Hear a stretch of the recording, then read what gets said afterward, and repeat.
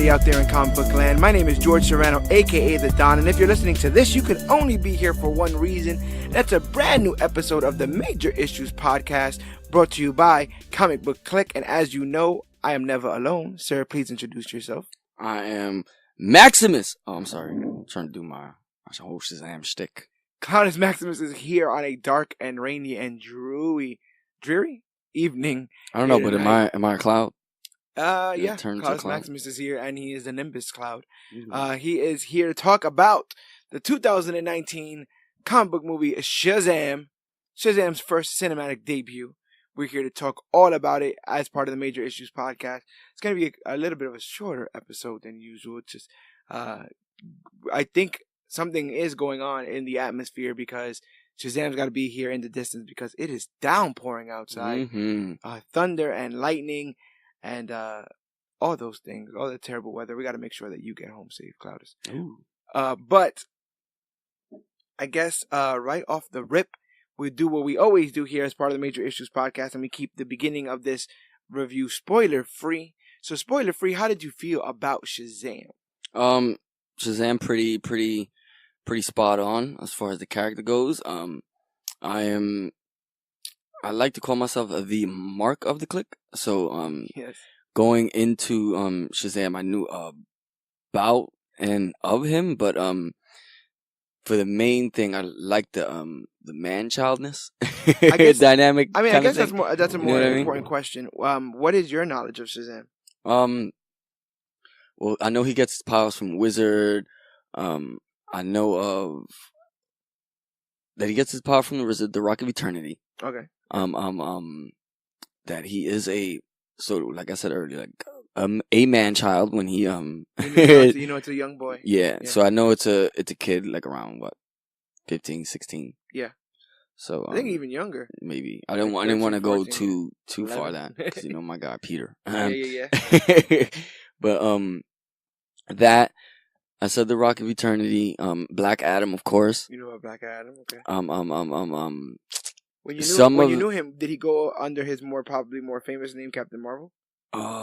No, but it's like when I did find that I kind of caught all of that all at the same time. Yeah. So I didn't. Everybody told me it was confusing. Yes. In a sense, but I kind of ignored that because I kind of Shazam. Yeah. Right. Yeah. So like I said, I know of and I want to say of him. Yes. Not but a little bit about him. Yeah, it's like a friend of a friend. He's a friend of a friend of yours. So but I've always the friend that I wanted to kind of meet. You know what I mean? So I always thought that dynamic of him being a child and then him saying the word transforms. What was it that attracted you to the character? I mean, I know that you may not be a diehard fan of his, but I know two things. One, you are a fan of his in general. I've always seen you show excitement for the character of Shazam and Billy Batson, and also you are quoted various times on our predicting the DC universe or when we go over the DC slate of films. Every time we hit Shazam, you really had high hopes that this movie would have a level of heart to it or be what turns things around in a lot of ways. The story of Shazam is not the same as the other ones, where a lot of these stories are brought through trauma and grief. Almost, Shazam doesn't have that shooting in the alleyway or the baby being left, from the dying planet and stuff. It definitely has its own level of seriousness and its own level of heart. But I remember you having real high hopes for this film. Yeah, from the beginning. Mainly because who doesn't want to be a kid and say one word and then boom, you're running super fast, you're lifting up, throwing cars. Yeah, because basically as a kid, that's your biggest disadvantage is you're very small. You're very small and you're very weak and you're probably very slow. And no one's taking you seriously because you're not of stature. Mm-hmm. You're not tall enough, you're not strong enough, you're not old enough, any of that kind of stuff. So the ability that you could say one word and basically end all that, that's got to be any kid's dream. Mm-hmm. And so you would have to take your film in a different direction for that because you're not trying to necessarily ring in the adults that would get the gritty vengeance, right? Vengeance and justice, and you're trying to capture the imagination of a kid who read comics or watched comic book movies and then would daydream of them being able to fly outside and do all kinds of stuff like that. So you're trying to catch the kids and the adults that were the kids to bring those kids. Right. Because they were saying one word of some kid becoming a superhero. I think everybody at least wishes they had, at least at some point in their life. Without spoiling it, do you think that this film did that successfully? Oh yeah, hell yeah. Awesome. I dig it. I enjoyed the film. I liked it very much. It's probably one of my favorite in the DCEU at the moment, only because DC has kind of been breaking my heart through various different methods, whether it's movies or comics. Some of the stuff that Snyder's been saying that we've gone over on this cast. Some of the stuff that's been going on with the DC Universe and DC Rebirth and Doomsday Clock taking 500 million years. All of that stuff been incredibly frustrating, and so a lot of people who've been championing DC and everything they've been doing have been recently realizing that a lot of what they promised us would be coming in the recent years, as far as hope and the prospect of seeing some of our favorite heroes, especially with that beautiful and ambitious slate of movies that they had. Remember that thing? It went all the way to 2020 with Cyborg and the Green Lantern Corps and all that stuff. Green Lantern Corps supposed to come out next year, ain't it? It ain't come. I don't even know how to direct production, none of that stuff. You know what has like a better shot of being made at this moment? Don't say The Flash. Well, no, The Flash is definitely going to be made. Oh, hopefully, fingers crossed. I really, really do hope that it eventually does end up getting made. But no, on DC's current slate of films, right? Shazam was the last one that's coming out. Then Joker. The next one after that is Birds of Prey. Then Wonder Woman 1984. But the ones that are currently in pre-production, the ones that are ramping up, are The Flash, Aquaman 2, The Suicide Squad, instead of Suicide Squad, The Batman, and Super Pets. Crypto. Well, I have a dog, so shut up and take my money already. I don't know how Super Pets is going to work, but I'm saying in a world where they don't have time for Green Lantern, but they got time for the Super Pets, I wonder just what's going on that side. It's a circus over there. They really must consider that character like a bad omen or something from that movie that came out, that Ryan Reynolds film. But they did something. They took a chance on a new story. They took a chance on a new origin story, and I think it worked. I think that the optimism that is shown by the characters in this film, more particularly one of the characters who steals the show, the guy you see in the trailer, Freddie Freeman, I think that character does a lot to make DC seem like a fun place. Makes it living in the DC universe where all this weird aliens and goddesses and stuff, it really seemed like something that you would want to do. And I really think that that's what was missing from the DC universe, was this idea that it's cool to be a superhero. Superman looks like he is bored and stressed with the amount of drama that he has to deal with. Batman's just stressed. Batman's been stressed. Batman's always been a criminal. We've always been criminal, Alfred. Wonder Woman can't decide whether or not mankind is worth it half of the time. And Aquaman, feels like he's torn apart between the sea and the land. And so this conflict felt a lot less strenuous. It felt a lot less painful. It didn't feel like Billy was going through this with the weight on his shoulders. And he is given an incredible set of powers, but it's not a burden more than less weight on the shoulders, so to speak. Yeah, I think that was a good way to play it. Again, spoiler free. How do you feel about this film's villain, Mark Strong, aka Thaddeus Savannah? So, the thing with Savannah is, the only villain I knew of Shazam was Black Adam. Okay. But I knew he was his like Lex Luthor. Yes. You know what I mean? So, when I heard about Savannah, I didn't even know his name. Yeah. So, but then looking through like videos and stuff like that, he's been around the block. Yeah, Savannah's been there. He's one of the archetypes for the evil mad scientist. And his cool role in this is the idea that somebody who probably has mastered their own field of study, physics or science and all that other kind of stuff, has finally or feels like they're cracking the code on magic, which and a lot of sci-fi and even Marvel has played around with the idea that magic is just science that we don't understand. And so the idea that a scientist would be hungry for the knowledge, that's all it is, right? More knowledge, more concepts and theories to cement, more things to find out. Knowledge is power, and Savannah is power hungry in this, and for power that he doesn't really know if he can wield it. He doesn't really know if he's worthy for. And a lot of this film is also about purpose, right? Purpose and destiny, and about what I think is the most important part of superhero stories: choice. Actively making the right choices, and not the right choices that are obviously right, but the choices to be a good person, to help good people be better, and to not be a bully, not prey on the weak and the disenfranchised, but really do your best to help better mankind. And that's something that Billy chooses in this film. And heroes have to choose that, or else there's no story to tell. And Billy making that choice instead of running away. He has many times in this film an opportunity to just run away, to abandon what he's been given, which is also the responsibility, right? Because with great power comes great responsibility. And so Billy has a perfect opportunity to abandon all of that. And I think he makes the choice not to. And I think eventually not to. And I think Mark Strong, who played Sinestro in the Green Lantern movie, talking about that Green Lantern movie, I think that him as Savannah I think he did really, really good job. I really like the actor in general. He was also in Kick-Ass. He was the father of Red Mist, McLovin's father in Kick-Ass. So he's been in this comic book game for quite some time. Also in Kingsman. Yeah. Yeah, so he's been doing this comic book stuff.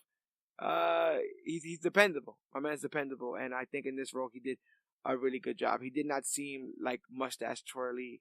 Right, I'll get you. So typical mad scientist kind of guy. Yeah. Which is cool because the thing with mad scientists it's really cliche. Yeah. But I like the fact that he was also able to give it his own spin. Yeah. Him and homeboy from Venom. Because we've had like about two mad scientists this year. Oh, you're talking about the dude from the Life Foundation. Yeah, there you go. Yeah. What I like about the dude from the Life Foundation is that he's young. So his young insanity will lead him to think that he's doing things for the right. Right. Where I feel like an old man kind of just gets selfish and jaded and selfish and angry and vengeful, and that's exactly what describes Savannah in this film. Like he's definitely out to get what he feels is owed to him, and that's also something pretty relatable, right? This idea that you think that you're meant to be picked on in class, or you're meant to win the lottery, or you're meant to win that sweepstakes, and like you deserve it, and why not me? What's wrong with me, and all that kind of stuff. I think you deal with that with Savannah a lot. We saw clips of the suit, in trailers and pictures, and people have felt, they felt on both sides of liking it and disliking it. I felt like, to you, what do you think about Captain Marvel suit? I like the suit a lot. I like the Thunderbolt in the middle. I really, really like the hood. The hood is pretty ill. Yes. I'm a bigger fan of the other costume that's in the cartoon and comic, the one that comes over to the side with the buttons. Oh yes, it has. Yeah. But I think the suit. I think the suit in the movie is pretty damn cool. I do like the symbol. I think it's Injustice, where the lightning is constantly like clash. Like the lightning bolt on his chest is almost a window, and it's just there. And like you just see lightning bolts crashing and stuff inside there. But I do think they did a really, really good job. I also feel like, not for nothing, the Shazam outfit is an outfit that is simple enough for a child to want it. Yeah. Thinking of their prime self. Because that's the whole thing, right? The wizard Shazam gives Billy Batson his abilities, and when he says Shazam, he's imbued with the powers of multiple deities. But ultimately, what is explained is that he is himself at his full potential. That's why he's that age and that size and all those things there. So the idea that Billy would be able to get to his full potential using this magic, and that Savannah is almost blocked out from getting his potential because he's on the other side of it. I think sets up a pretty cool dynamic between those two. But with the idea of full potential in a child's mind, you know, they're not gonna think of like bulletproof and buttons and then there's a zipper that goes here and the logo goes. It's like red and a cape and a lightning bolt and go boots, and that's it. Oh, look, a hoodie on my cape. And then put a hoodie. It's really like when you go to like to create a wrestler in one of those games. So I did like it. It did seem a bit padded, but it felt idealistically padded. Like, yeah. Like he was a not a fake person, but someone drawing a superhero. Like, and I feel like in many ways that's what Shazam's supposed to represent. Like almost the most comic booky version of what you think a superhero would be. There. What do you think about the special effects? The special effects were money. One of my favorite parts was watching the searching spell. I don't know how spoilery that is right now. The searching spell, seeing all the 7 deadly sins just like lurk in one part of the room and come out of the shadows. I thought that was pretty damn cool too. Every time he turns into Shazam was just a party to me. Yeah, I actually really like the transformation scenes in this. You see one of them in the trailer that I think is really cool, which is when he jumps. Yeah, off the building. Yeah, I thought that was really cool. You know, the effects are pretty damn good. The budget was $80 to $100 million, which is kind of on the cheap for some of these movies. Like they were throwing 250, like at Batman vs Superman, $300 million. But obviously that's also going into a lot of those famous actors' salaries. But still, like the idea that this film had a budget of $80 to $100 million and was able to make $162 million in the weekend, and then a little bit of that advanced screening. Like they've already broke even. Right. Now all this other money is for Injustice 3. You know, like this is where all this goes. Where does this rank as far as the in the rankings of DC EU? I hate to rank these things sometimes. Yeah, but I feel like everybody does. It's hard because I like a couple movies that people don't like. Yes. You know, Batman vs Superman. How about this? Justice League. Tell me what DC movies are better than this film. What DC movies are better than in your this opinion, film? In your opinion. Wow. I'm not going to fight you on it. I ain't going to fight you on it. Oh, Jesus Christ. I ain't going to fight you on it, but I just want to know your opinion. Which DC films do you think are better than Shazam? I think Wonder Woman is slightly better. I think it's on par, maybe. Wonder Woman? Yeah. Okay. No. Because I'm a sucker for Gal Gadot. Yeah, that's true. So there's that. That comment's going to get me in trouble. Yeah, me too. But, yeah, I think Wonder Woman kind of edges it out, but that's like on an any given day kind of deal, you know, like on any given day I would put Shazam. So I really like the Aqua Bro, even outside of out of the movie. Yeah. But I'm also a sucker for Shazam, you know. What about Man of Steel? My man he's a kid. He's a kid that turns into a superhero, bro. But Man of Steel ain't getting no love. Man of Steel will always get love. It's just their formula at the time was just not lovey-dovey. You didn't love that message of letting your dad die in a hurricane? Oh, Jesus Christ. I'm not here to bash Man of Steel. It's certainly one of the best ones. In light with the Aqua Bro and Suicide Squad. No. Not really. No? Not a fan? Nah. But seeing as you did like Aquaman, this can necessarily be a streak. But yeah, it's definitely they do have something going. I feel like they're finding it more and more as they make movies, because the first one was Wonder Woman. The first success was Wonder Woman. Yeah, exactly. So it was that, and then they struck gold with the Aqua Bro. You know, struck gold with the Aqua Bro, and now I feel like they're finding it. If Justice League was good, it would have been Wonder Woman, Justice League, Aquaman, Shazam. True. And everybody would have been like, damn, DC, they taking a minute, but they coming. But that Justice League hurt so many people, bro. Yeah. And that Snyder Cut stuff, all that stuff there, like, it really discouraged people. And it makes me even wonder if there's even a Justice League to be had. And if that's to talk about, then we could also talk about whether or not our boy Billy Batson can he be a member of the Justice League? With them having 6 members, can Shazam be the seventh? We've seen stuff like in Justice League War. He's subbed in, for I know Lantern's there. I think he might be subbed in for Cyborg, but yeah, definitely possible to put him on the team. Do you think? I think so, especially with one of the shots that's also in the movie. It's kind of like spoilery. Which we'll get into. Yeah, but I think so. They could put a rocket on his back, dude. Yeah, I think they could put a rocket on his back. The level of hope that was in this is something that I do hope we see in the Man of Steel sequel, whenever that is to happen, whenever they chose to give Superman his just due. And I do think that if they're not ready to do that yet, if they don't know what that's gonna look like yet, I say you spread Billy Batson like the chunky peanut butter that he is across these films, because you need a level of awe and you need a level of admiration for these heroes that I don't feel like they're getting in so many ways, that a lot of people in these societies are looking at these heroes like they are aliens, and in some cases they actually are. They actually are aliens. And so I want the voice that's out there saying like, these guys are great, like these guys are cool, and I understand that some people may think that that's living in a dream world, right? Well, my heroes don't do anything wrong or whatever. But guess what? It is a dream world. It's comic books. It's comic book movies. I get the realism, but when you're talking about getting the wisdom of Solomon and all this other kind of stuff, I don't think. I think that you get leeway for a little bit of tomfoolery, I guess, in this. From right off the jump, we could see that a lot of this film was a comedy. How do you feel about the humor in this film? I think it was, like you said, for those that like chunky peanut butter. Right. The spread was all over the place, man.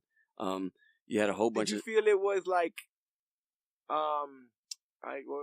Little Rascals humor, like kind of like slapstick, fall over kind of stuff? Or I think there's some of that in there. Okay. They sprinkle. I think they sprinkle a little bit of everything, because Billy ain't cracking jokes. Homeboy's cracking jokes. Yeah, Freddy. Freddy's cracking jokes. That's a lot in the trailer. And Freddy, and Freddy, he holds it down with it as far as the comedy and stuff goes. Yeah. Because between him and Billy, it's pretty damn funny. Yeah, I think that actor does as good as Asher Angels, who plays young Billy Batson, and I guess regular Billy Batson, not young Billy Batson. And then you got Jack Dylan Grazer as Freddie Freeman, and from the trailer, we already kind of knew that he was going to be the one to steal the show. And I'm glad that they included him and made him a fanboy, because, like I said, I do think that's what's going to help fans realize that it's okay to like the silly things that are in the DC. It's cool to have a mark in the movies. Yes. Well, so you saw yourself in the film. Yes. I'd be, if any one of us from the Clique got powers, that would be me. Last but not least, to keep this spoiler free, I would say, are you excited for the prospect of a Shazam sequel? Oh, hell yeah. Hell yeah. And especially if they want to tell a different story afterwards, and they don't run into Black Adam. They want to maybe save him for like the third movie. But then again, he's getting his own movie, so. Mr. Dwayne "The Rock" Johnson? Yeah, I'm down for a Shazam sequel. I mean, sometimes I feel like they're so quick with these movies that they're already talking about sequels. It's like, that movie just came out a week ago. I remember that happened with Black Panther. They were like, oh, well, we're greenlit for Black Panther 2, which makes a lot of sense. I mean, these movies make billions of dollars. I mean, granted, you gotta have a certain type of expectation. So even if you start to hear that it's doing good, then you probably want to jump on the gun immediately. Oh, I get that. Sense, you know where I guess I'm coming from? I'm coming from the idea that you don't even know if you're good yet. Right, like, don't spread the story like, oh, we'll handle that in 2, when you might not get it 2 because you didn't come correct in 1. I feel like the faith was always there for the Shazam movie, so yeah, and for other movies that were greenlit so early. Yes, so like the Cyborg movie. Well, does Billy fit with the rest of these? With the Henry Cavills, can you see him up there at the press conference with it's Zachary funny Levi because standing next to Aquaman?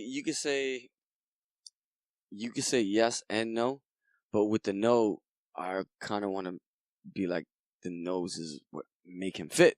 You know what I mean? Oh, because he doesn't fit, he does fit. Yeah.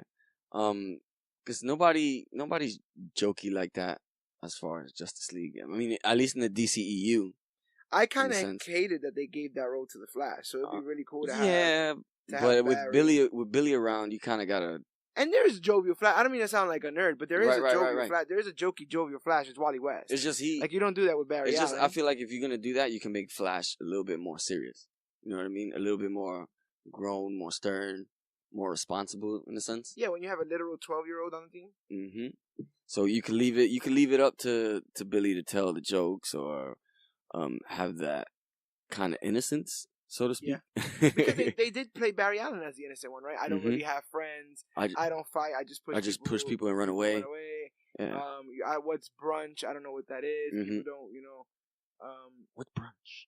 Yeah, and so I do think that Billy is a better substitute for that role of the wide-eyed kid than Barry Allen is. I think we gave people pretty hefty spoiler-free review. Are you ready to get full spoilers on this? Let's do it. Shazam! Right. What'd you like the most about this film? To be honest, not to get into I can't get into that. We're spoiling. We're spoiling. We're spoiling. Damn! If we spoil, I'm just gonna have to hit him with it. Go ahead. Shazam kids, B. Yeah. Shazam kids, man. Yeah, the Shazam kids, the Shazam family, the Marvel family. Here. Did you sniff that out at any point? I mean, towards the beginning of the movie, I counted the kids in my head, and I was like, nah, for this movie or the second movie? For this movie or the second movie? This movie or the second movie? That's how I was throughout the whole movie once I seen them. Because I'm like, we're in a foster home. Yeah. It's Billy. Yeah. We got the kids here, That's another thing I meant to say up top. I read the New 52 run of Shazam. It was a quick, volume, like maybe 7 issues to introduce the character, and it's almost shot for shot this film. The only difference is the villain in the comic is Black Adam, which probably would have served Dwayne Johnson, to be in the film. But also, if Dwayne Johnson would have been in the film, I feel like that comic almost serves him as a one and done. Yeah, and I mean, it's hard to say all of that because we both know he's getting his own movie as Black Adam. That's what I'm saying. Like, I feel like if you took that source material and you're like, let's adapt it to a movie, I understand why they chose Savannah. Because if they choose The Rock, you end killing the steam for the movie too. And they basically what they did in every Spider-Man movie, right? Except for Homecoming. Homecoming and keeping Vulture alive sets up for anything. But in every other Spider-Man movie, he kills them, and then there's nothing else to have. Like, problem solved, he's dead. Whereas that happens there. But all of it starts with Billy giving trouble to the adoption agency, him not trusting his family members, his newfound family members, him being reportedly a humongous issue, a humongous problem in there. And I mean, family's rough, I know that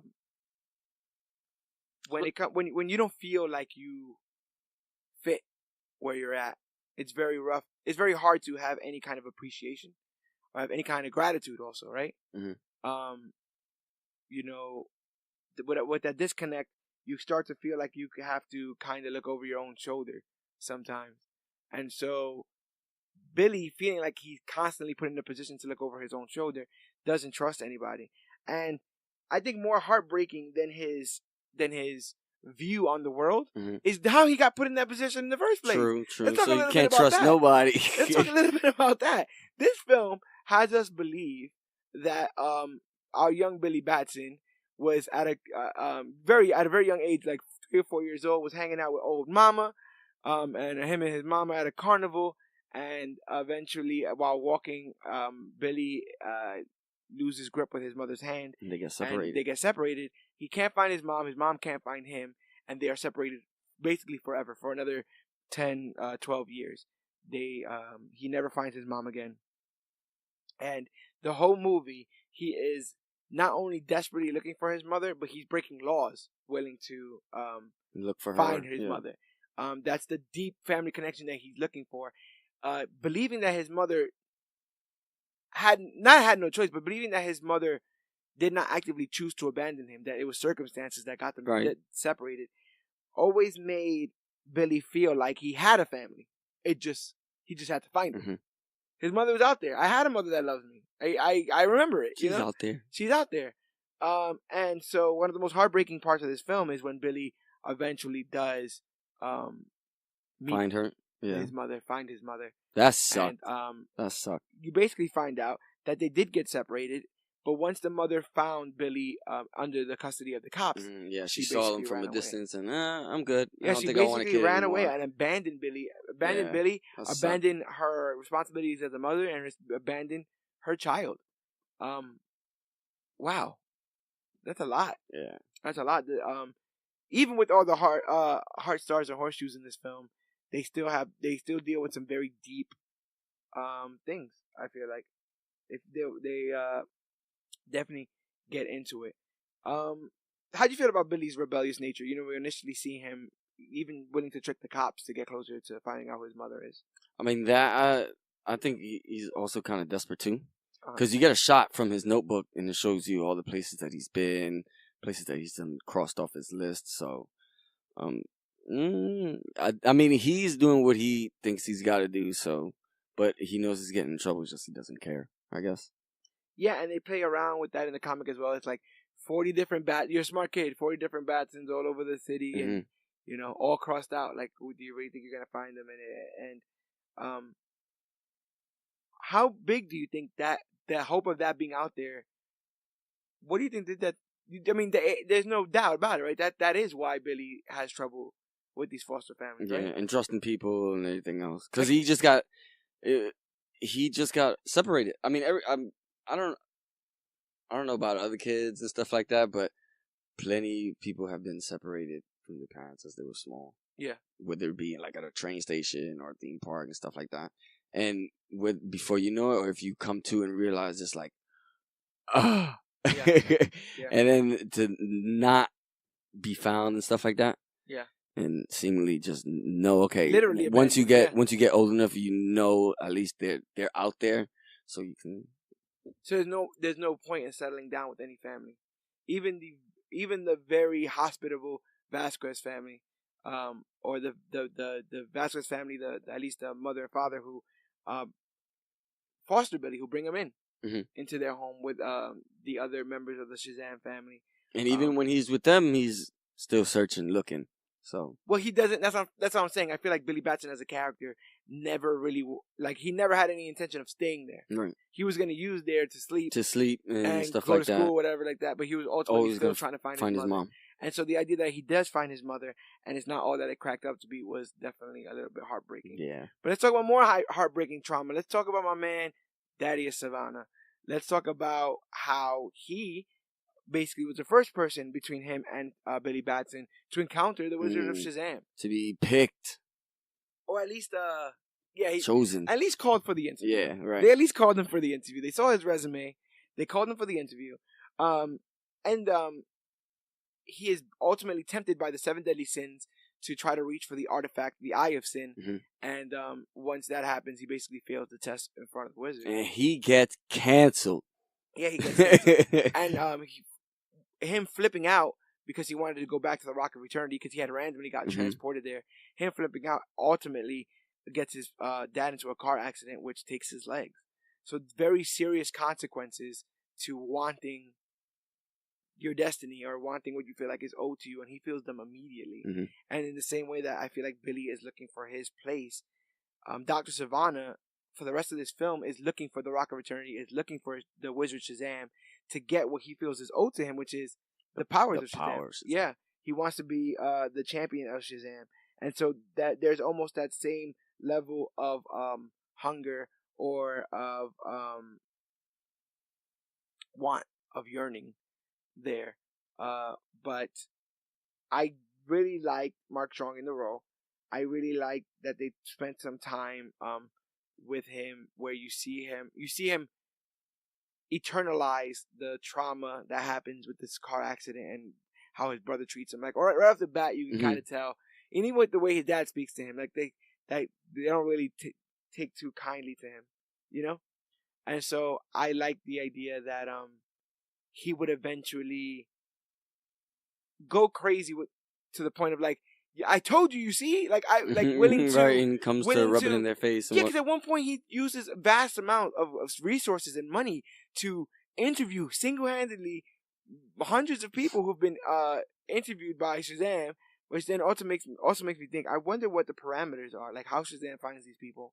Is he just rolling the dice? Is he just like searching spell? Because the other thing is, it's giving him who's worthy but not worthy enough.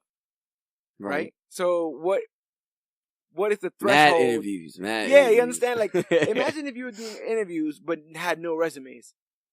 You're just calling, It just says somebody's name and number. You call them up and go, hey, so I have this job I need you to do. And they're like, oh, I don't have no idea how to do that. Okay. Hey, I have this job I need you to do. So he's, the Wizard Shazam is searching everywhere.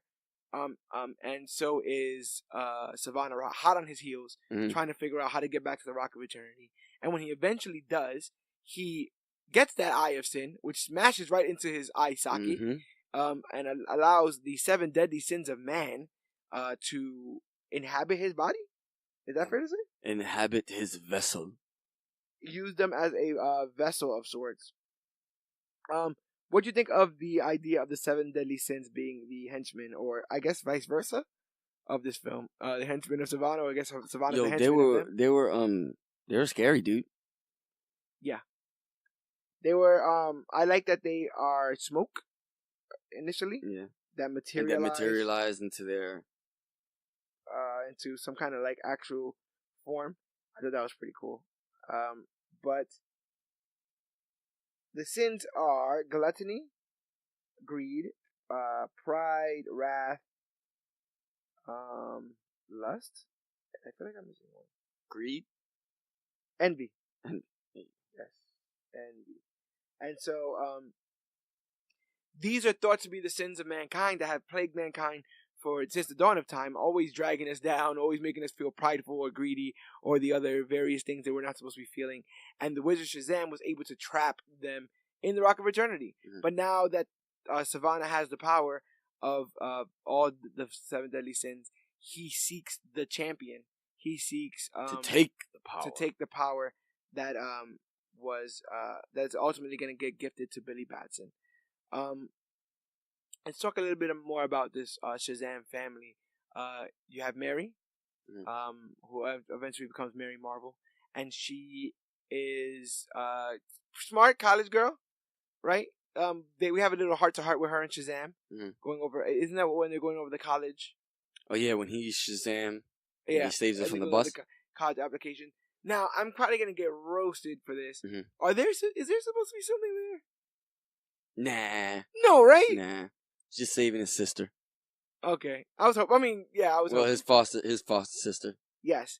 You have Darla, the adorable runt of the litter. Yes. The youngest member of the family with the biggest heart. So affectionate. I thought that character was so cool. And that's straight out of the comics. Like, she is that affectionate and stuff. But she definitely gets you to feel sad when you need to feel sad. Like, when Billy first rejects the idea of the entire family, I think that's a really, really sad moment. And I definitely sympathize with little Darla. You got Eugene. You got Eugene, the video game maniac. Yep. Just gaming. Life is gaming. Game is life, right? That's all it is. And that's the thing. We have all these distinct family members, and they're all unique. You have Eugene as well. No, I said Eugene. Eugene's a video game guy. Pedro is the quiet.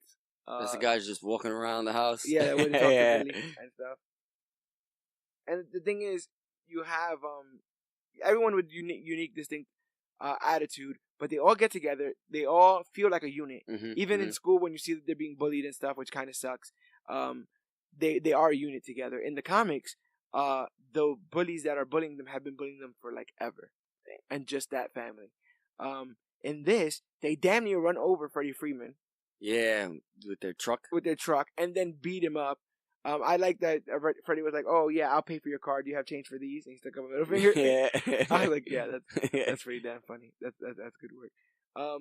But after being attacked by the bullies, Billy ends up helping Freddie, and he smacks him with one of his crutches, right? He kind of beats him down a little bit bad, and then he runs away to a subway where he is transported to the Rock of Eternity, meets the Wizard Shazam, and gets the powers of Shazam. And that's when we first see Zachary Levi in the film. He doesn't appear till 40 minutes in. Wow. Which I think that's a good, healthy balance. That's pretty I think you have to know Billy and get to know Billy and get to like Billy before you can go forward and be like, oh yeah, this Shazam guy. Yeah, yeah. But how do you feel about Levi in this role? I mean, like we were talking about before, he's gonna have to stand alongside some of these greater heroes in history. So I mentioned the man-child thing earlier. I'm gonna jump right back into that because I feel like him portraying that was money. Yeah. Money. Because at the same time when he's Shazam, I still see the Billy that they introduced us to in the movie, and you got why am I always forgetting his name, man? Freddy, yeah. There you go. And he's got Freddy to bounce all that off of. Yeah. So that's pretty good. You get to see the what's the word I'm looking for? The adolescence in him, you know. So I thought that was spot on, dude. Real spot on. It's also kind of funny because they automatically go to like money. Mm-hmm. That you say his portrayal is money, but that's another thing that they go to. They go to the idea of, well, how do we make money? Because first thing that Billy does when he gets all these powers is go to Freddy, because Freddy is the subject matter expert. He knows all about all these heroes. He's got the batarang, he's got the bullet, super fan, and he believes in these things. And I mean, not to be, I hope I don't sound insensitive when I'm saying this, but it's something very inspirational when you see Freddy, who is in the condition that he's in. Mm-hmm.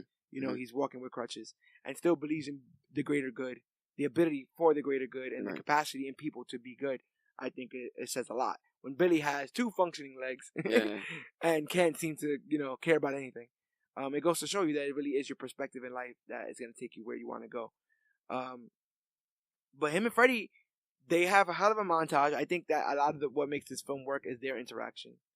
Like, them stopping the mugger. That's not really a mugger because she stopped him with the pepper spray. Right, she stopped him with the pepper spray. Right.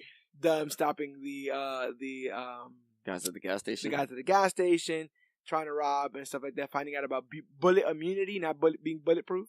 Yeah, bullet immunity. It's the first time it's like being a bullet allergic. And it's the first time we see a superhero get actively shot in the face. Yes. And it not doing anything to them. Yes. I thought that was cool too. And I'm talking about you, Batman. And so, what do you think about the YouTube thing? I was wondering the YouTube thing. I'm wondering how that sits in 20 years from now. How that looks. Well, in 20 years from now, I better hear they better gotten some checks. It'll be President YouTube, damn it! Oh hell, President YouTube! But like, share, and subscribe. If he's getting all those views 4 more years, sorry. he should have had some checks getting sent his way, baby. Yep. Some sponsors. There's absolutely nothing wrong with having some sponsors. It's as simple as saying that you can get all of the Comic Book Clique merchandise available at tpublic.com/user/comicbookclick. That's tpublic.com/user/comicbookclick, where we have just unveiled some new Shazam t-shirts. Have you seen the cool Shazam shirts we got up there? Shazam. Bro? They're looking pretty damn good. Pretty proud of myself. But get that advertisement working with that YouTube page. There's a constant running joke that has to tie a little bit with Captain Marvel / Shazam's identity, the idea that we have to call him something.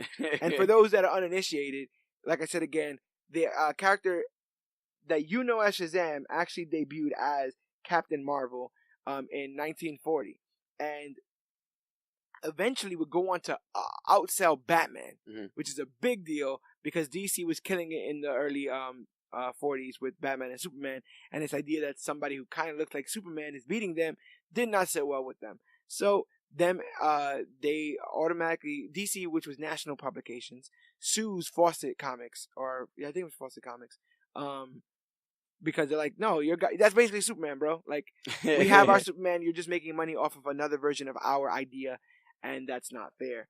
And so they just sued them, and they were caught up in litigation and lawsuits and court battles for so long that Marvel came in, swooped in, grabbed the Captain Marvel name, gave it to Marvel, and now eventually Carol Danvers. And so it was said that you wouldn't be able to have a comic book with the name Captain Marvel on it, except Marvel has that now because they own the trademark. So now what do you call the character that's always been called Captain Marvel? I mean, yeah. You call him, I guess, Shazam.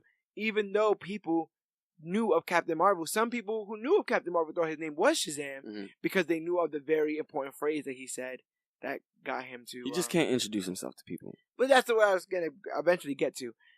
He never says Shazam in this film. No, sorry. He never calls himself Shazam in this film. He says Shazam several times. He better write it down and get some cards made. Yeah. But how do you feel about that? How do you feel like we're going to get to the eventual naming of Shazam? Do you think it's important? Aquaman got his name. I think it's important, but more importantly than that, the placement for where that happens is very important. Because you can't be just introducing yourself as such, and then you say it, and then the jig is up, you know? You transform back into a kid, and it's like, huh? Aquaman got his name. It's gotta be somewhere in the Batcave or to my knowledge, Wonder Woman was never called Wonder Woman, right? No. Not right. She might have been like maybe in the future, like some kind of like news report or whatever. But to my knowledge, but right now, no. She's never been called Wonder Woman. Superman is called Superman. Mm-hmm. Batman is called Batman. Cyborg, I don't think anyone's calling him anything. The Flash either. And no, nothing with the Flash either. Yeah, so this branding, people got to really start to see, and that's why I liked the Flash, this TV show, when they would that they had Cisco name everybody, because if it was silly, it's because Cisco's silly. You understand? So it doesn't really matter. Whereas you're gonna have to justify naming some of these people when these movies come out. Like, I want to see their movie in-game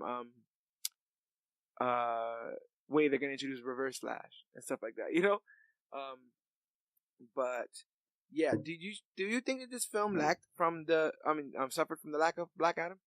You know what's funny? Nah. No. Nah. I think if it had put Black Adam in it, it'd have been a little bit over the top. Yeah. Because this movie's coming out, you know. So because you know that's one of the things. I wish we didn't know his movie was coming out, because then most people were sure, like winning a bet, high money, that Black Adam was definitely going to be in this film. I was hoping he was going to be in this film. Not even, at least in the post-credit. Eventually get one of those like lead-in post-credit scenes that introduces him. He is mentioned. We hear that the Wizard Shazam had given somebody else the powers to become the champion, and they freed the 7 deadly sins, wreaked havoc on Earth before being trapped. So we do know that it's possible that Black Adam is in this world. We just don't know where he is. I believe he was trapped in the comic, and so it's in the comic that Savannah frees Black Adam and uses Black Adam to do his dastardly deed of finding the champion and getting his rightful place with with Shazam and stuff. Whereas in here, the 7 deadly sins are used, and I think it kind of worked well. What happens is when you do a lot of these first origin story movies, I don't think that the first villain should be too strong, because we get into the habit of doing every villain's origin in the superhero movie. So the movie is almost as much about the villain as it is about the hero at that point, and I feel like that's a flaw. I feel like we should you can do flashbacks, right? But I don't know if we should necessarily see every villain from the beginning to the end. So you don't want to overbook it? No. And so some of them, they need obviously detailed explanations for how they've gotten this way, this power, or whatever. But I don't know. I feel like with the first movie, your focus should be on the core hero, and I think that in giving us Savannah, somebody who's definitely going to be coming back, and in giving us the 7 deadly sins, which could, I guess, always come back. Like, what does it matter? The eye sin is still there. Yeah, I think it definitely works. We see that the boys do their best to try to get money, do their best to try to do good. Like, you know, they stop the robbery, they stop stuff like that. Billy seems much more interested in being free, though. He sees a level of freedom with the powers. Still a loner. Yeah, he still sees a level of freedom with the powers, to the point that he eventually is like, screw that, I don't have to go to school. Like, you gotta go to school. I don't gotta go to school. Here, and I don't gotta do this and that. And it creates this rift between him and Freddy that I think is interesting, because Freddy says, like, that thing is as much mine as it is yours. What do you think Freddy meant by that? I didn't think he meant... Well, I think he didn't mean to say... Well, what he said meant something completely different. Okay. You know what That's I mean? what came out, but that's not what he meant. So, like kids, they don't know how to say things. Use well, words. they'll say something, but it won't come out the way it meant. You know what I mean? Yeah. So when he said that, it was like, bro, you know, we never did that training and stuff like that. Yeah. You know, you'd still be here trying to figure it out if it wasn't for me. Yeah. You know what I mean? So he helped Billy in a sense trying to figure it out. So in a sense, I guess he feel like yo, some of this is mine too. He found the key to the treasure. Yeah. Billy had the treasure chest. Freddy had the key. Without the key, do you really have the treasure? Mm-hmm. You just have the box, right? And so I do feel like Freddy did feel entitled in that moment. But Billy also felt entitled, like I had this power, I could do what I want. Yeah. Was kind of technically true, but you know. Yeah, we get the scene that eventually comes up to the callback where the bullies that accosted Freddy earlier on accost him again, and Freddy's like, "Oh, I know the Red Cyclone. He could be like that part right. Where he's like, he could even be closer than you think." Whatever. I thought that was funny. I thought that was really funny, and basically Freddy puts his foot in his mouth and says that at lunch tomorrow Shazam will be there. What do you feel about that moment? Because ultimately Billy does not go. Right, he does not help support Freddy. But was Freddy a little bit out of himself? A little bit. Know, he was kind of feeling himself because he was getting views and everything like that. You know what I mean? He needed to put Billy in a corner like that. Yeah. They did that with in Homecoming as well. Remember? Did they? Ned tells. Oh yeah, Peter knows Spider-Man. Yeah, and then Spider-Man's gonna come to the party. Peter knows Spider-Man. He's calling him over and over again on the phone. Where are you, man? Yeah. So stop whoring out your superhero friends for appearances. People definitely need to stop doing that. Stop doing it to Peter Parker. Stop doing it to Shazam. They're not there to sign autographs or take selfies and stuff. But Freddy was definitely trying to cash in on that. I like Shazam doing his best Eye of the Tiger impression on top of the steps. Lightning with my hand. Lightning with my hand. Lightning with his hand. That lightning though strikes a bus. Yeah. And then he saves it heroically, but it ultimately was his fault for it. How'd you feel about that lesson in great power, great responsibility? The one of the things that I did like about that is not only was the bus about to fall to certain doom, the people in it almost fell out of it first. Because while the bus is hanging, you see people just like fall into the windshield from the inside. It also goes to show you that just because he catches the bus doesn't mean everybody's fine and dandy. They're getting banged up on the way down. So Billy's just there bracing himself, ready for the bus to fall. He runs, catches the bed just in case the person from the windshield just happens to fall through. Yeah. And that's the thing, like we were talking about before, like godlike powers. This guy, the wisdom of Solomon. He's got powers from Hercules, the strength of Hercules, Atlas, Achilles, Zeus, and Mercury. We see all those things get displayed throughout the training montage. Mm-hmm. We find out about the fire immunity, which I thought was pretty funny when he set the box on fire. To teleport into the other box and then closes it and lights fire. I did genuinely like the leap over tall building scene where he jumps and goes right through the window. Oh my god, that was really, really funny. And they really play. I think this is a lazy comparison, but I've seen people make it. They really play with the Deadpool of it all. We understand. We've seen enough of these comic book movies and superhero movies to think we know what's going to happen next. And so, like, gotcha. That's not what's going to happen. Like when they do the whole villain monologue scene. Right, when you can't hear him from like a mile away. Yeah. Yeah, I feel like that is that's exactly where that's from there. But right when you think that he's done it, he saved the world, Savannah just presses him, shows up, gets in his face, heard you the champion. You're the champ, bro. And Shazam's like, oh, you must be my evil villain, and he's trying to take it seriously, but not as seriously as Savannah, who's legitimately been waiting 30 years for this moment, and finally has everything that he needs, so he does not waste any time in beating the holy hell out of Shazam, and he does. He takes him from pillar to post, and ultimately Billy has to retreat and just basically be called. He called upon the power of Shazam, turn back into Billy Batson, and run away. Which I thought was kind of I thought that was pretty cool too, though. Yeah, it was cool, but it was also like, imagine how scary that must be to think that there's somebody constantly searching after you and you can't, make too much noise because they'll just show up and fight you to the death. Unfortunately, even though Billy got away, Freddy doesn't.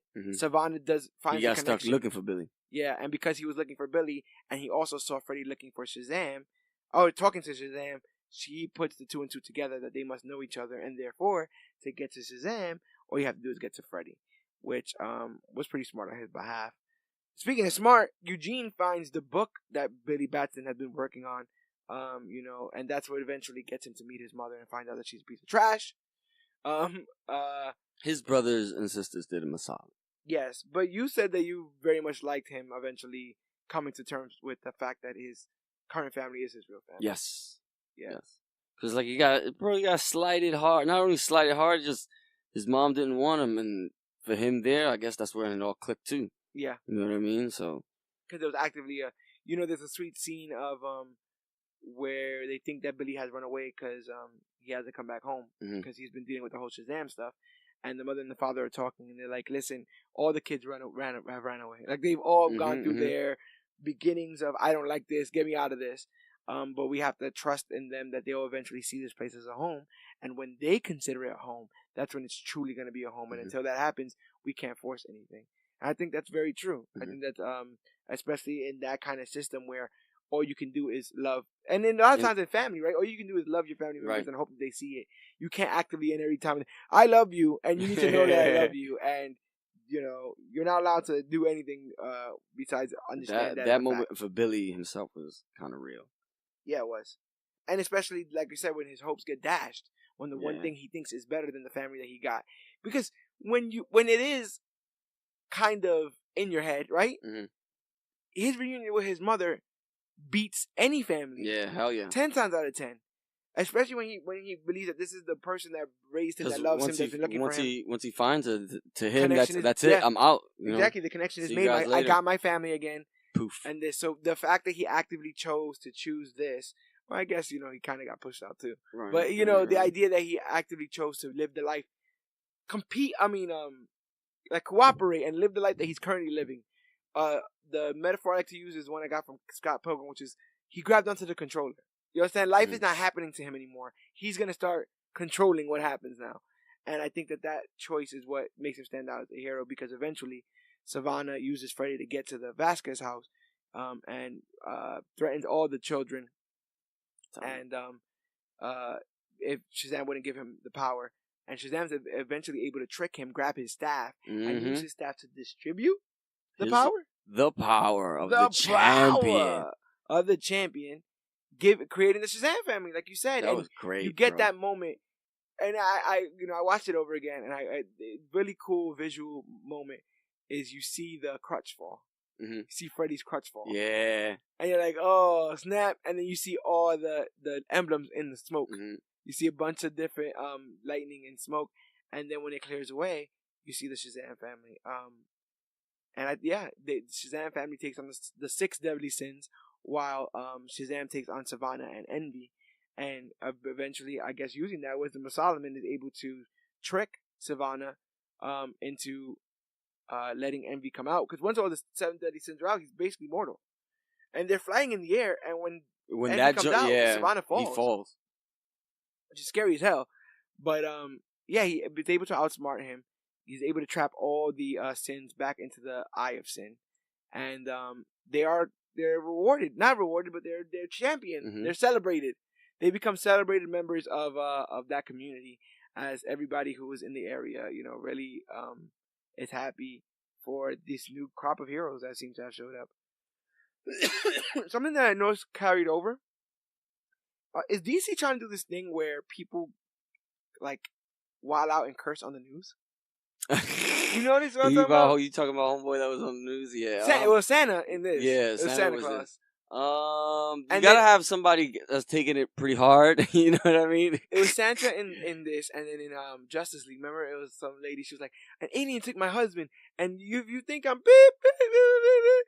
I don't know. You gotta have somebody that's distraught to some fashion. There's gotta be there's always one person that ain't gonna believe what they see, or at least don't think it's normal to an extent where they're just cursing up a storm or just acting belligerent. Yes, what we did. Oh, speaking of which, belligerent. The strip club scene, where they go to the strip club, and Darla's like, "What? Why is there's so much glitter? So much glitter." Oh my god, that was hilarious. I like when they do the ATM, which When is straight out of the comic as well. And it just spits out money, and they're picking it up. That is straight out of the comic books. When they hit up the ATM, I like all the weird names, Sparkle Fingers, and all that stuff. Zapped in America, Red Cyclone, Thundercrack. He's like, sounds like a butt thing. Thundercrack. Yeah, and it is kind of hard to name a new superhero. The majority of the names of superheroes that you're thinking of now are ridiculous. The only reason why you deal with it is because you've been saying it for so long that you're used to it. But coming up with a brand new superhero name is kind of hard when everything under the sun has been taken. So I did like that little joke where even Freddy didn't know what to possibly call Shazam. Yeah. Shazam. You think we get that in the sequel? I hope he accidentally announces himself in front of a hero or villain, and then he just turns back into a kid and then has to say Shazam again. Shazam! Transform. Shazam, please. I need something like that to happen. I think that would be gold. Yeah, right. I think that spot right there is gold. But the film definitely hammers home the idea that you can't really accomplish anything by yourself. That you should let those in that are trying to help you. You should be honest and give everyone a chance that's in your life, especially if you feel like you going through something alone. Like in many ways, Billy felt like that search for his mother was something that he was dealing with on his own. And who knows how long it took him to get to as far as he did. And Eugene, just using a couple skills, got him where he needed to be. Mm-hmm. Mary's good at school. I'm pretty sure she can help with that. Freddy's helping out with superpowers. Like they have all the powers of themselves. The same way that he conjures all the powers of the mystical people in the acronym Shazam. In his real life, he's able to harness the powers of his family. And we all are, right? We all are able to tap into. I like that. I like what you did there. Yeah, we're all able to tap into the members of our extended family and our immediate family with the skills that they're able to give us. And a lot of times, just the love and support. That's all we need sometimes to accomplish great things. And I feel like that was something that was said in this film that isn't really said in a lot of other films. They don't defeat Savannah. We see him in a post-credit scene talking to Mr. Mind. Mm-hmm.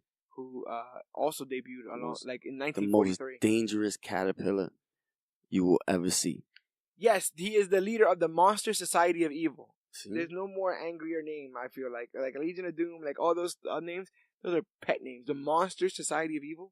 You could be a Monster Society and still not be evil. You could be a Society of Evil and still not be a monster. Mm-hmm. But he says the Monster Society of Evil.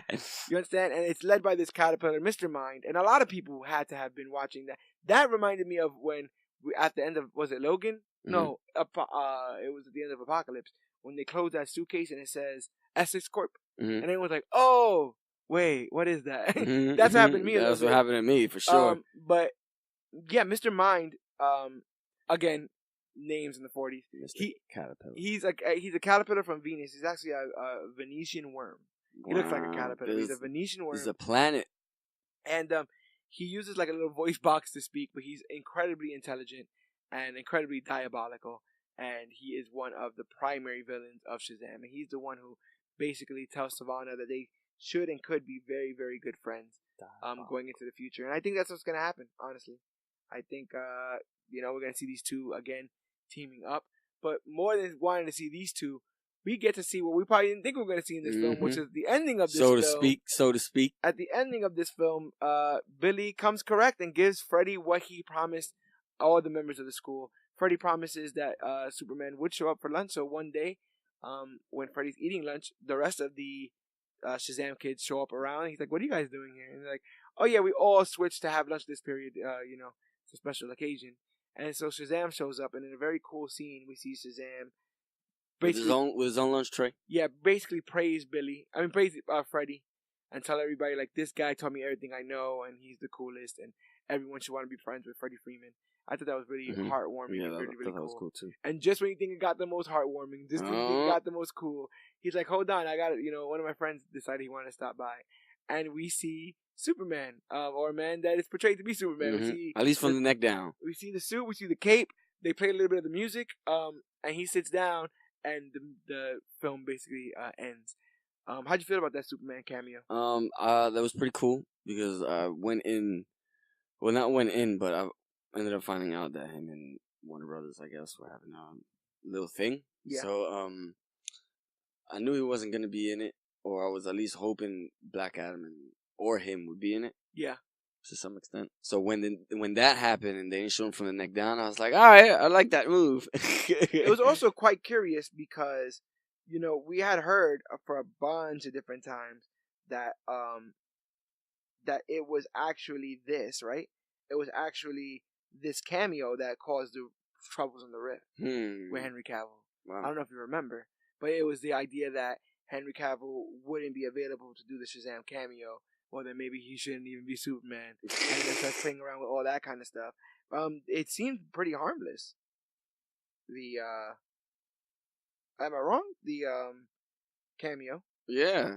But, I mean, if you're not around, you're not around, right? If you're not available, you're not available. Right. The director actually says that, in his opinion, it's funnier without being able to see Henry Cavill's face. What do you think? I mean, it is. It is. If you're trying to tell a joke, I think it comes out funny without it even trying to be funny. No, I definitely think that it definitely adds that level of humor. The way it cuts right when Superman sits down, I think, I think it's definitely pretty damn good. And then we have probably what we didn't have to stay in the theater for, which was the last post-credit scene in which Shazam attempts to talk to a fish. And they kind of joke around about the powers of Aquaman, the Aqua Bro. But I definitely like this film.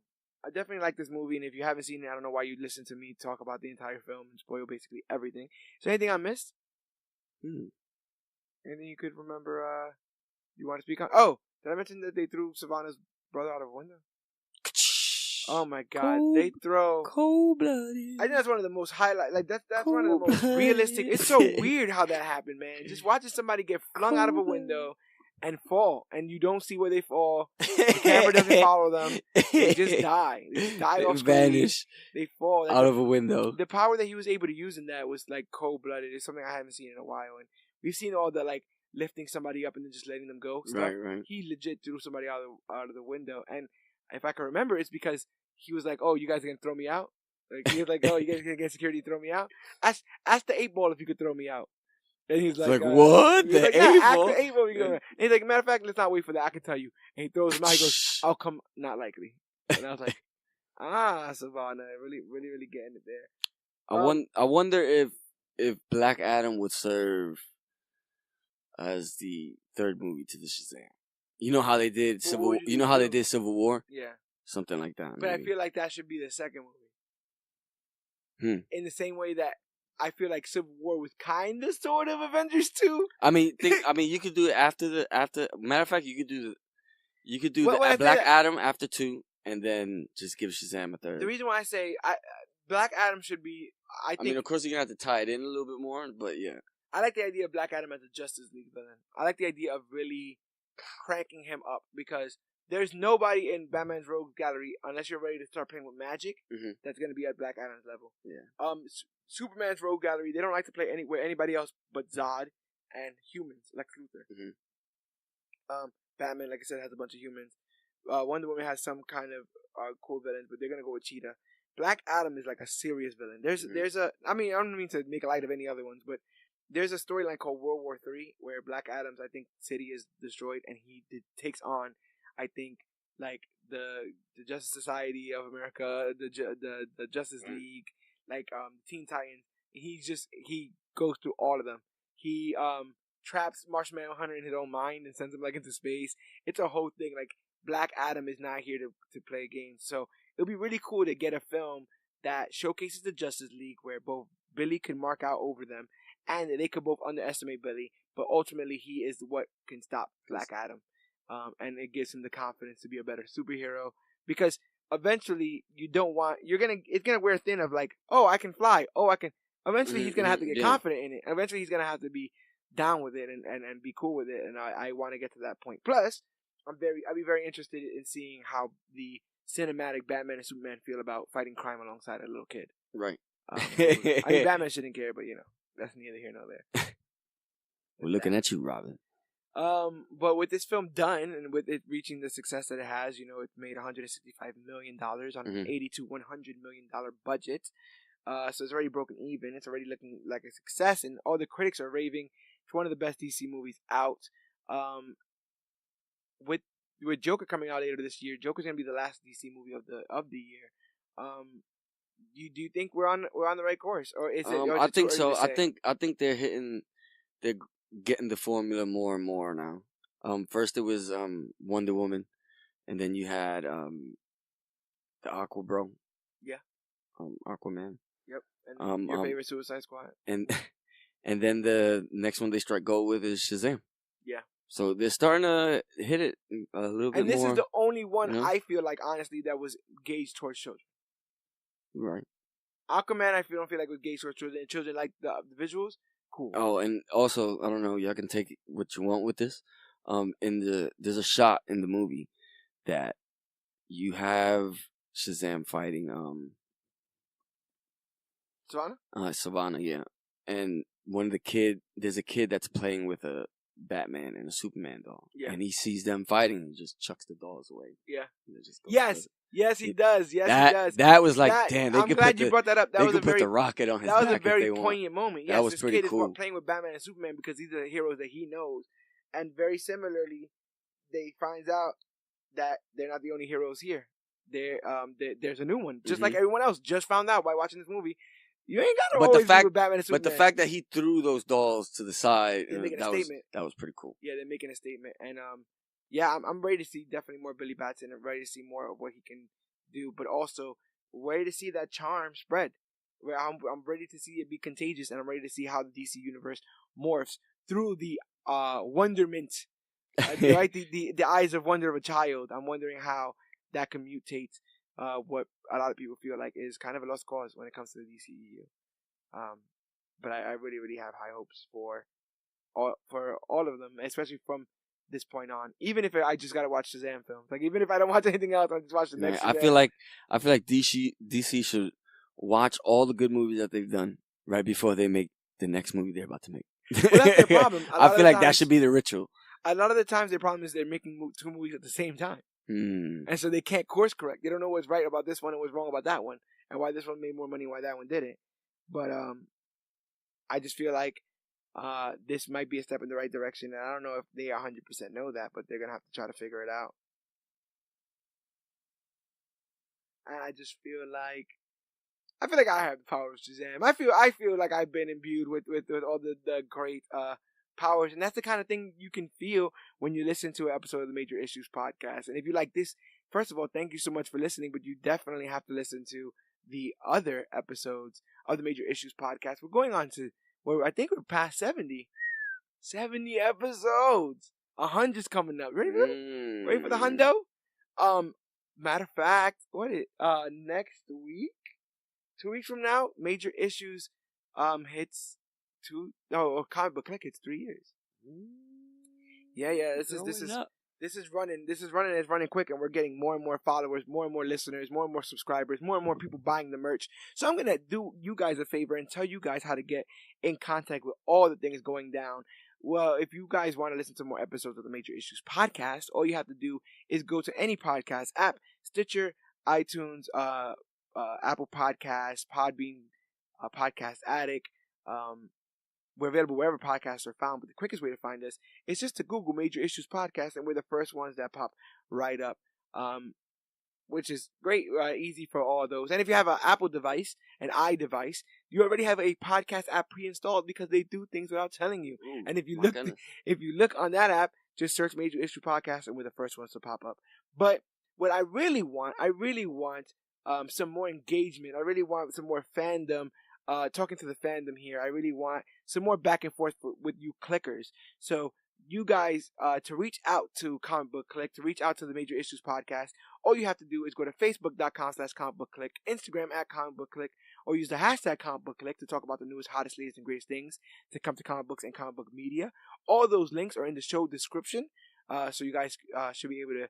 You're one click away from getting everything that you want, including merchandise. You can shop Comic Book Clique with the link in the description, and comicbookclique@gmail.com for any questions comments or concerns dealing with any of the subject matter that we talk about on this show, and we will read it live on air because, I mean, we love you guys, and you guys have been doing great things when it comes to sharing this podcast. All that we ask is that if there's anything else that you'd like to do for us, rate and review us on iTunes, because it's the quickest way for us to learn and grow as podcasters and figure out the do's and don'ts, and it's the quickest way for us to find new members, new audience members, and new members of the Clique, and that's how we grow word of mouth, faith, and we could be the family. We could be that family.